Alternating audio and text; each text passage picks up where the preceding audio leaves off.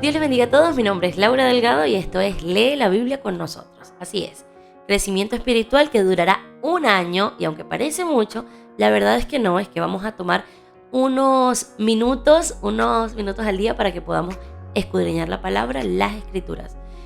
Cuando mi esposo me contó que esta iniciativa, estaba muy contenta, la verdad.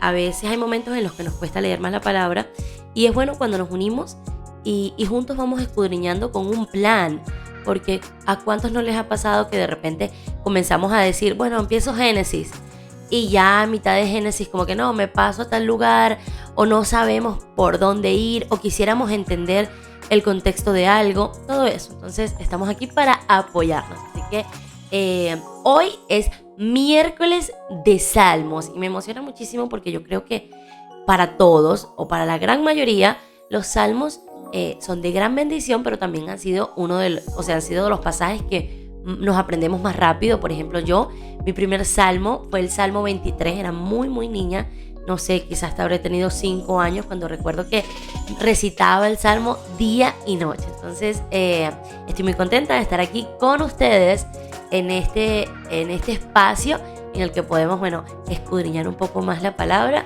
Y yo sé que a veces cuando iniciamos un año nos proponemos muchas cosas, pero esta es la mejor de todas. Así que me gustaría que todos vayamos a la palabra en Salmos, porque es miércoles de Salmos, en Salmos capítulo 1. Salmos capítulo 1.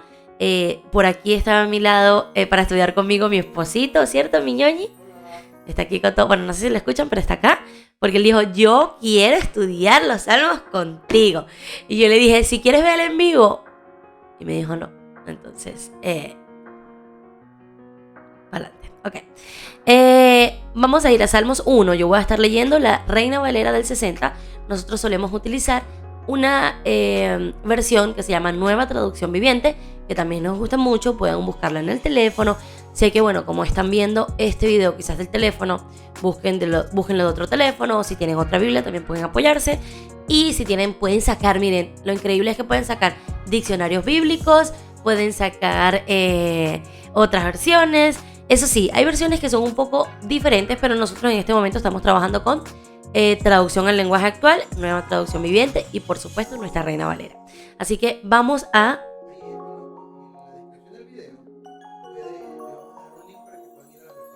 Oh, ok. En la descripción del video, por si no escucharon, hay un link en el que vamos a dejarles las versiones para que puedan ir y ahí de una vez se unen con nosotros, ¿ok? Vamos a estar leyendo el Salmo 1, ¿ok? Si todos lo tengan, díganme en los comentarios. Vamos a leer. La palabra dice así: bajo la bendición del Padre, del Hijo y del Espíritu Santo. En la Reina Valera dice, el justo y los pecadores. Dice, bienaventurado el varón que no anduvo en consejo de malos, ni estuvo en camino de pecadores, ni en silla de escarnecedores se ha sentado. Mi esposo me dice, lee hasta donde consideres y ahí puedes, ¿cómo se dice? Sacar lo que quieras sacar a contexto. Yo digo, aquí hay que sentarnos. Porque creo que muchas personas sacan de contexto el sentarse en silla de escarnecedores. Y es bueno, a mí me encanta este salmo, sinceramente. Y hay un dato curioso, es que muchas personas creen que todos los salmos son de David. Pero David solo escribió la mitad de los salmos. En teoría fueron 74 salmos que escribió el rey David. Entonces no se sabe con certeza si el Salmo 1 es o no es de él. Hay muchos salmos que se atribuyen a él por el contexto, por la forma o porque, como escribió la mitad, decimos, uno de esos es de David, pero no lo sabemos con certeza. El punto es que cuando iniciamos este salmo, hay algo que es muy notorio cuando buscas cualquier cosa sobre el Salmo 1 y no sé si sabías, amor, que es una poesía, está escrito en poesía y está perfectamente elaborado. ¿En qué sentido? En que el Salmo comienza acá con la primera letra del alfabeto griego y luego termina en la última. O sea, fue perfectamente elaborado para que fuera así. Y en forma de poema, por decirlo, ¿ok? Entonces dice, bienaventurado el varón que no anduvo en consejo de malos, ni estuvo en camino de pecadores. Comienza básicamente hablando de la bendición que puede obtener el hombre, sí. Si nos vamos a la otra versión, que es la traducción al lenguaje actual, dice así: Dios bendice a quienes no siguen malos consejos, ni andan en malas compañías, ni se juntan con los que se burlan de Dios. Más claro, imposible. Comienza con ¿cómo serás bendecido? Sí. Básicamente esas son las personas que Dios bendice. Seguimos. Dice: sino que en la ley de Jehová está su delicia, y en su ley medita de día y de noche. Cuando en la Reina Valera del 60 habla, en el primer verso, de silla de escarnecedores, yo he escuchado desde muy pequeña que la silla de escarnecedores es el cine. ¿Qué otra cosa es la silla de escarnecedores? Las sillas del teatro, o hacemos mucho énfasis en que es una silla, y en este caso lo que quiere decir esto es unirte, juntarte con aquellos que verdaderamente no comparten lo que tú compartes, que es el seguir a Cristo. Entonces, más allá que sentarte en las sillas de cualquier cosa, porque si al caso vamos, no podríamos sentarnos en ningún lado, pero en este caso es lo que es juntarse, ¿ok? Entonces dice, si no, o sea, ¿qué elige para ser bienaventurado? Sino que en la ley de Jehová está su delicia, y en ella medita de día y de noche. Cuando verdaderamente encontramos en la palabra del Señor esa comida, ese deleite que como que deseamos escudriñar la palabra del Señor, y buscamos otro capítulo y queremos investigar más, eso hace una diferencia en nosotros. Eso nos hace bienaventurados. ¿Por qué? Porque simplemente nos llenamos más del Señor, y por supuesto dejamos a un lado lo que es estar con personas que no agradan al Señor, dejamos a un lado las conversaciones insanas, todo eso porque estamos meditando en la palabra de día y noche. Entonces, si comemos sano, eso es lo que vamos a reflejar. Y recuerden que todo lo que está en el corazón, nosotros lo vamos a hablar. Entonces, si tenemos palabra, imagínense qué vamos a dar. Dice en el 3, vamos por el 3, dice: será como árbol plantado junto a corrientes de aguas, que da su fruto en su tiempo y su hoja no cae. Y yo sé que es algo entendido para todos esto, no está nada complicado, pero hay algo que me llama mucho la atención en este verso, en el 3, y es que dice que da su fruto en su tiempo. Muchas veces nosotros creemos que estamos preparados para la obra, para servir, para lo que sea. Creemos que ya hemos dado el fruto, pero la verdad es que quizás no es el tiempo. Vamos a dar más frutos a medida que estemos más con la palabra y que el Señor diga: ha llegado tu hora. Entonces, somos como esos árboles que están junto al río, que su raíz siempre tiene acceso a agua. Al tener siempre acceso a agua, por supuesto que va a estar hidratado, su hoja va a ser más bonita, va a dar frutos y va a ser de bendición a otros. Eso es lo que la Biblia nos dice. En cuanto al Salmo 1, básicamente nos habla de lo que es el éxito y el fracaso en la vida. Cómo puedes obtener el éxito en la vida, pero a la vez, cómo puede llevarte al fracaso todas estas cosas si no estás en la palabra del Señor. El 4 dice: no así los malos, que son como el tamo que arrebata el viento. 5. Por tanto, no se levantarán los malos en el juicio, ni los pecadores en la congregación de los justos. Vamos a diluirlo un poquito más. Si vamos a la traducción en lenguaje actual, dice así: con los malvados no pasa lo mismo, son como el polvo que se lleva el viento. Cuando sean juzgados, nada los salvará. Esos pecadores no tendrán parte en la reunión de los buenos. Imagínense, cuando yo leí esta primera parte, la verdad, fui directamente a la otra versión para entenderlo un poco más, y me llamó mucho la atención cómo compara, y quizás siempre hablamos de esa parte, ¿cierto? Siempre decimos, somos como árbol plantado junto a corrientes de agua, pero no nos damos cuenta que la misma palabra en el siguiente verso dice que los justos son como el polvo que en vez de perdurar, en vez de florecer, de permanecer, esos injustos, esas cosas se las lleva el viento, no prevalecerán, no avanzarán, contrario a lo que creamos nosotros, que creemos que, ay, Señor bendice siempre a aquel aunque no le conoce, el Señor a los malos siempre los ayuda. La verdad no es así. Si la palabra lo dice, créanme que si estamos con la palabra, somos árbol plantado, y si estamos fuera de ella, somos malvados que se los lleva el viento. Entonces seguimos. Dice, en el 6 dice, porque Jehová conoce el camino de los justos, mas la senda de los malos perecerá. En la traducción en lenguaje actual dice, en verdad Dios cuida a los buenos, pero los malvados se encaminan al fracaso. Les dije que se trataba de el éxito y el fracaso en la vida. Básicamente, el Señor nos comienza este precioso salmo, este salmista haciendo ver que el Señor es esa fuente de vida, que nosotros queremos muchas veces buscar por otros lados, hacer nuestras formas, pero la verdadera fuente de vida está en la palabra, está en el Señor. Aquí dice, nos enseña que conseguimos la verdadera felicidad cuando obedecemos a Dios. Y es que cuando la palabra es nuestra fuente de satisfacción, vamos a encontrar seguridad. A veces ponemos la seguridad en personas, en cosas, en el dinero, en tantas cosas ponemos nuestra seguridad.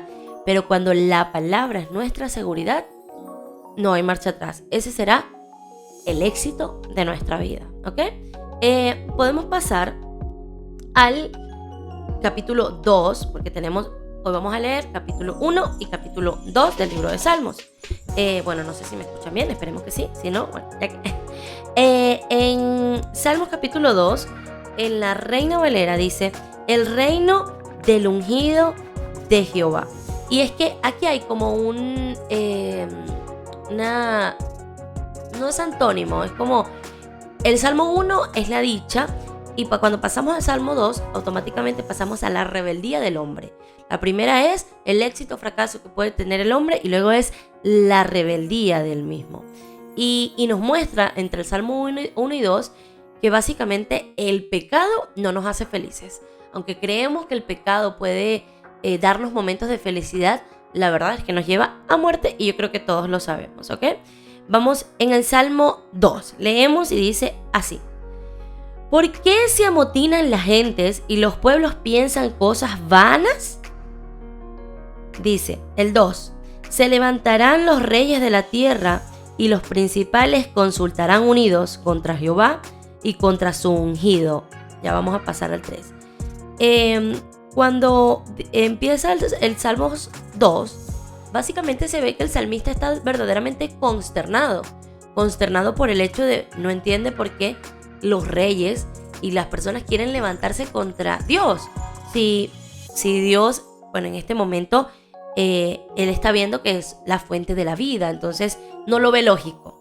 Luego cuando pasamos al 2, dice, se levantarán los reyes de la tierra y principales consultarán unidos contra Jehová. Creo que es para todos de dominio público que la gente cree, el hombre piensa que al unirse va a poder prevalecer contra Dios. Y dice, bueno, no soy muy poco, pero si entre todos nos unimos, entonces, bueno, vamos a poder hacer esto. Y la verdad es que es muy cómico porque Dios es el creador de todo, es lo más grande, todopoderoso, omnisciente, omnipresente.